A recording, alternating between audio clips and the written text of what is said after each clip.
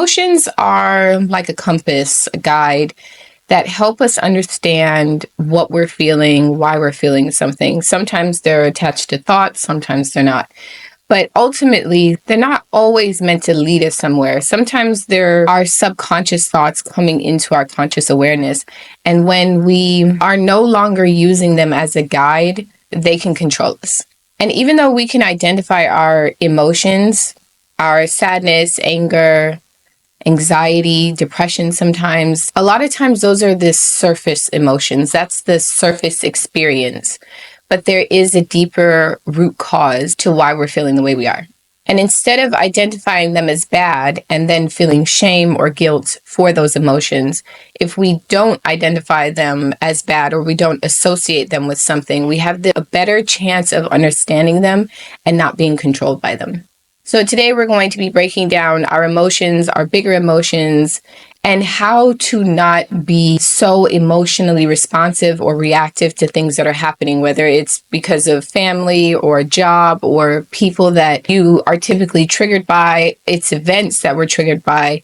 Today we're breaking down sort of why we experience them, what to do instead of overreacting so that you can feel less controlled by your emotions. You could be someone who blows up before you think, you say things that you didn't intend to, and then there's a lot of regret. You could be someone who wakes up one day and you're happy, and then the next you're depressed. And instead of just saying, I want to move this energy through my body, it completely shuts you down and stops you in the moment.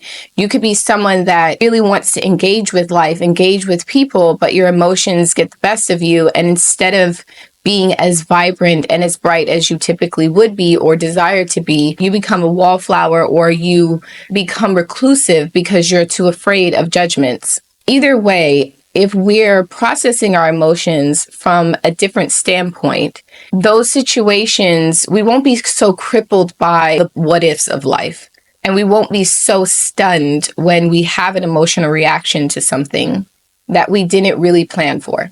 If we think of this as the blueprint for emotional mastery, the idea is that it's a guide, right? These steps you're not going to necessarily do immediately or the moment you hear them, everything in your life is going to change, but it will give you the ability to engage with your emotions differently and not feel so stuck or overwhelmed or out of control when you do have emotions that are not favorable. So the first step would be to identify the emotion, but not try and label it, not labeling it as good or bad or even associated with something. So if you imagine, let's say you woke up one day and you're just feeling down, and instead of having your usual morning routine, you kind of aimlessly wander around in the morning. You don't have your breakfast that you normally would. You don't have the coffee or the tea that you normally would. And then you leave out the door. And let's say you don't have anybody. Let's say you don't have a partner or kids or anything. But on your drive to work, you start fantasizing or imagining arguments with people at your job or how much work you're going to have to get done. And then you go to work and the first person you see, let's say this is someone that you typically say hi to or you chat with, you just don't want to talk to them and you're annoyed. And the thought that you get is, why do they have to be so irritating? Why do they have to say hi to me? If you identify that they are the reason why you're irritated, we are ignoring the fact that you woke up this morning and just felt a little bit off. Sometimes our emotions, our thoughts, we identify them as true because they came from us. They came from our brain. And so it must be true. We never even question whether or not it's not real or if it's temporary. We ground in that as being valid, and then we try our best to identify other things in our day or life that confirm those truths. And then we end up having a bad day because we're irritated with that person. They end up responding to us. And now we're in this sort of unspoken conflict because we were just weird with each other. But instead, if you woke up that day and you were still feeling a little bit off, but you said to yourself, I'm going to have breakfast because I feel better when I have breakfast. I'm going to have my tea or my coffee or do the normal things that I would do because those things make me feel better. And then if you said to yourself, I'm just feeling a bit funny, I'm feeling a little bit off, but you didn't try to associate that with anything, our bodies are literally chemicals. So you can have a hormonal shift because the vitamins that you took, or the fact that you slept funny, medication that you're on, your time of the month. There's so many things. And you don't even have to be a woman for this to occur, right? We don't want to identify our time of the month as somehow we're this unstable being. Like, no, everybody is a bag of chemicals. So you can just have an imbalance, like a vitamin deficiency, and then something feels off. But that's the point. It impacts your emotions. So instead of identifying those emotions as bad, I'm depressed, there's something wrong with me. What happened yesterday that pissed me off? Did I have a dream? What does the dream mean?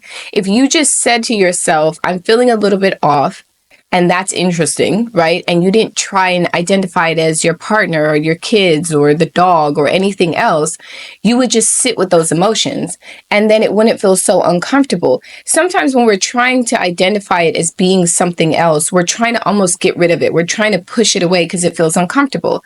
But if we don't label it as bad, then it's less awkward to engage with our emotions. And now by the time you go to work, you might still be feeling a little bit funny, but you recognize that it's just within yourself and it's just something about you today that's a little bit uncomfortable. And if this is a person at your job that you like and talk to, you can just say, today I'm feeling a bit funny. I just woke up feeling a little bit awkward. And I find that when I explain that to other people, they're feeling the same thing. There's something that they are going through. There's a shift for them that they feel impacted by. This is why during meditation, when they tell you let thoughts pass by, sometimes emotions are the same. A healthy detachment allows you to process your emotions without being so attached to them. They're not like possessions that we need to hold on to.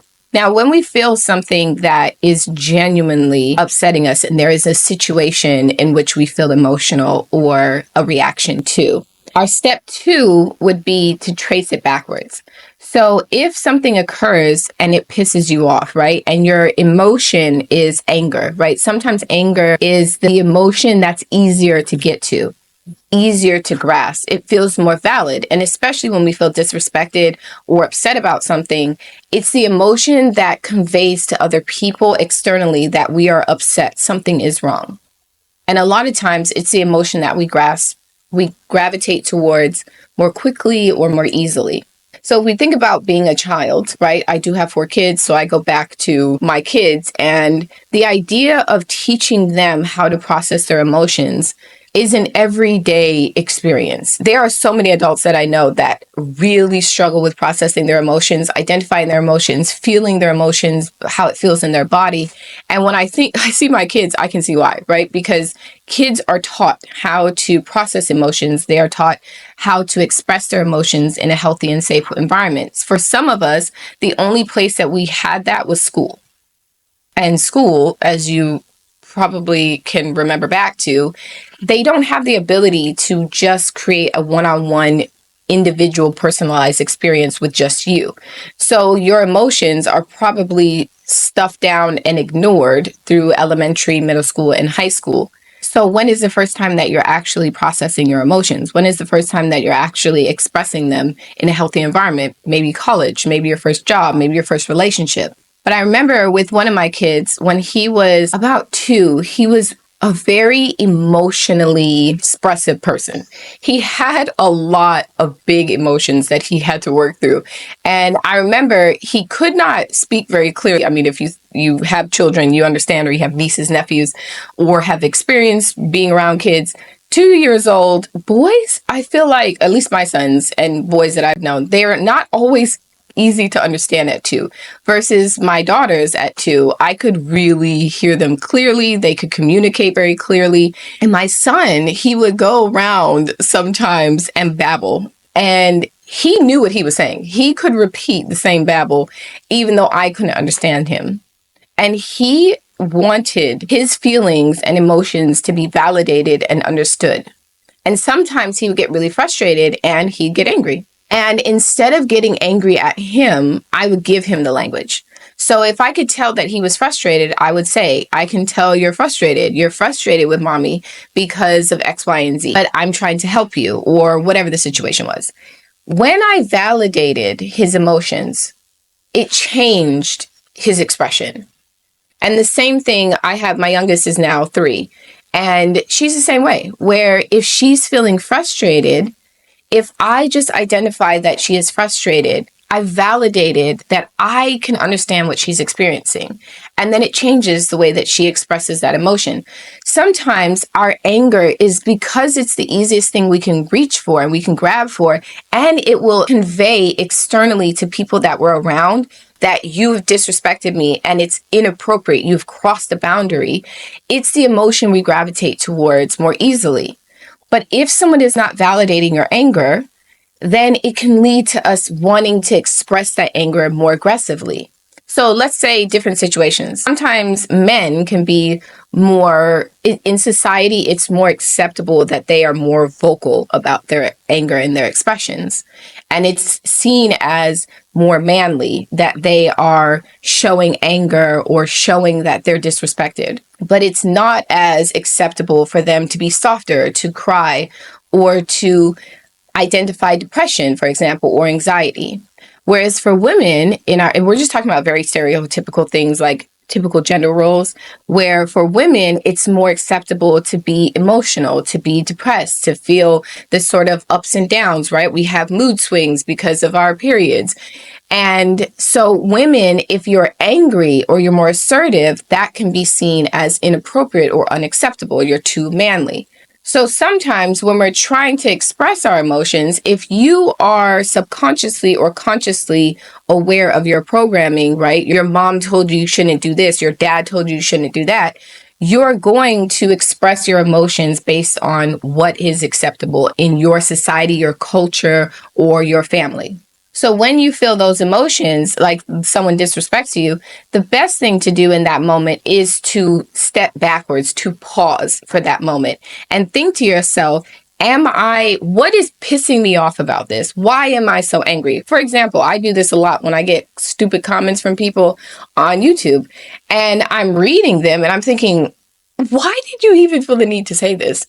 How weird is this, right? And if I feel, sometimes I don't have an emotional reaction to any of it, but if I do, I think to myself, what is it about this statement that's triggering for me? And triggers are just things coming from your subconscious to your conscious. They're coming into your awareness. It could be associated with a memory, with emotions, with a painful past, something that has happened before, and it reminds you of that situation. And maybe you didn't handle yourself in the way that was favorable then, so you're going to correct it now. This is why sometimes we overreact. These are understandable overreactions, but they're still overreactions. And if we identify them as why that bothered me so much, if I felt like my parents used to say that, or people in my life used to say that, or there were situations that I didn't respond properly, and I want to correct that, it can cause us to have a surge of energetic, putting more energy into that emotion than we needed to. The next step is to find healthier ways of expression, right? So emotions are not going to go away just because you identify them and you know where they came from. So there has to be a healthier way of expressing them. And that doesn't mean that you don't stand up for yourself. That doesn't mean that you don't convey your boundary. That doesn't mean that you don't react to someone in the same foolish way that they're reacting to you. It just means that whatever form we choose, it's one that feels safe in our body. And sometimes, right, there's different parts of yourself that want to express your emotions in one way that maybe the other part of yourself has identified that as being inappropriate. Let's say that someone is arguing with you and there's a part of you that just wants to yell, that wants to curse them out, that wants to match them with the same nastiness that they are meeting you with. But then there's a part of yourself that has shamed those emotions or that reaction, right? Maybe your parents told you it's not appropriate to speak to people that way, or you need to walk away. And so you feel this inner conflict, this tension between those two sides of yourself. The healthier thing to do is to acknowledge both parts, right? Potentially, it may not be the best thing to yell and curse in a Starbucks, right? But you need to respond and you need to defend yourself. But you do it in a way that acknowledges the other part of yourself that doesn't want to overreact. That way, when you walk away from that situation, you stood up for yourself, you conveyed that your boundary was disrespected and you do not find that appropriate, and you did it in a way that makes you feel less shame or guilt later on. Now, this is not to say that if we blow up on people that there's something wrong with us. It just means that we have to backtrack to when was it that we still felt in control of those emotions, in control, right? Or we could still identify them. We could still hold on to, let's say, the sadness of being disrespected before it reached anger. And how could we have processed that differently in that moment? No matter how much you process your emotions, how much you identify them, don't label them, you can't control how someone else reacts or speaks to you or what they do. So even if you've identified your emotions, but this person is disrespectful to you or someone isn't listening to you, you can still have an emotion or reaction, but how far do you want to take it? What do you want to say or convey in that moment? And if you've said that, can you walk away from it? This is where healthy detachment comes in, because there are going to be people you need to walk away from. There are going to be moments that don't feel fully resolved because it requires that other person to have the emotional maturity to have a conversation with you. Sometimes you just need to block people. I'm not telling you who or when or why that's appropriate. That has to be something that you use your own discernment for. But there has to be that other part of it, especially if our emotions are being processed with other people, like relationships or coworkers. There's some times where we don't need to tell everybody that they've made us feel X, Y, and Z, but we need to validate them for ourselves. So to close out, emotional mastery doesn't mean that we are controlling our emotions, we're shoving them down, or we're letting them go or ignoring them. It means that we're processing and feeling everything. We're identifying that our anger, our sadness, our anxiety can be potentially just the surface level, but underneath, the root cause is more messy and it has more emotions attached to it. Your anger could be attached to fears. It could be attached to some form of anxiety. And then that can be attached to our childhoods or certain emotions that we've experienced in the past. And when we don't try and necessarily label it or attach it to an event or a person, it gives us the ability to process it fully. And then in a healthy way, when we have experienced and expressed it, let it go. But at the foundation of all of that is discernment and self-trust. And when you increase your self-trust, when you feel like how you react to a situation, your emotions are yours to have, and you have the right to experience and express them in a healthy way, obviously, they don't feel so heavy. And all of this is things I've had to process and experience myself. I was someone who was heavily controlled by my sometimes inability to express and own my own emotions and trust myself in them, which is why I created the Self-Trust Playbook in order to help another woman process her own emotions and feelings in an easier way than I did. So if you want to grab that, it is linked in the description box below. So we are going to give ourselves grace. We are going to not identify our emotions as bad. We are not going to feel bad because we are angry. We are going to process our emotions, identify our emotions, not try to label them as good or bad. And then when we feel like it is safe to, we are going to let it. And I will see you in the next one.